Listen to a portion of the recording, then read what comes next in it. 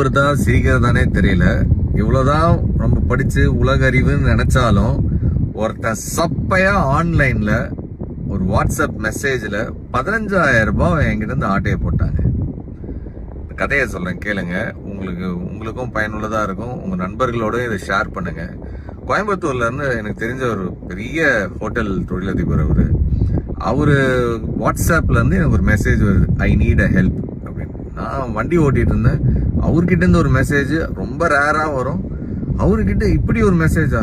நான் உடனே சார் என்ன சொல்லுங்க அப்படின்னு, ஒரு 15,000 ரூபாய் எனக்கு உடனே அனுப்பு அப்படின்னு ஒரு அடுத்த மெசேஜ். நான் ஓகே சார் நம்பரு அப்படின்ற ஒரு நம்பர் ஒன்று அனுப்பியிருந்தாரு. அந்த நம்பரை நான் செக் கூட பண்ணல. பணத்தை அனுப்பிட்டு பார்த்தா ஏதோ யோகேந்தர்னு சொல்லிட்டு வேற ஏதோ பேர் வருது.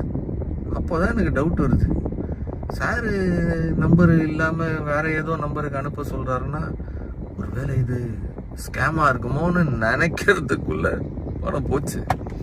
அவருக்கு ஃபோன் பண்ணி கேட்டா நான் நினைச்ச மாதிரியே, என்ன செந்தில் காலையிலேயே என் போனை வாட்ஸ்அப்பை ஹேக் பண்ணிட்டான், நீ ஒரு 500வது கால் எனக்கு இந்த மாதிரி பண்றது. இத்தனை பேர் பல பேருக்கு மெசேஜ் போயிருக்கு, சில பேர் பணத்தையும் அனுப்பியிருக்காங்க. நான் ஏற்கனவே சைபர் கிரைம்ல கம்ப்ளைண்ட் பண்ணியிருக்கிறேன். 15,000 ரூபாய் எவனோ ஒருத்தன் குறுகுல பூந்து ஆட்டையை போட்டு போயிட்டானே.